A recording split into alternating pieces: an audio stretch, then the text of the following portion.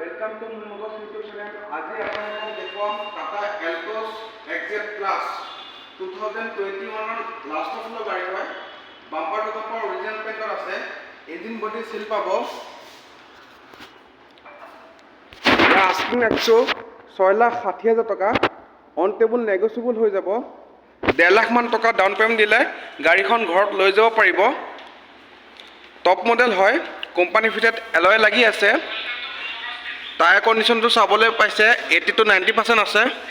আহকচোন ইয়াৰ ইণ্টেৰিয়ৰ প্ৰফাইলটো চাওঁ। Company fitted display পাই যাব, হাৰমেনৰ ডিসপ্লে হয়। এসি হিটাৰ ৰানিং কণ্ডিশ্যন আছে। ইয়াৰ ৰানিং 46,000 অনলি।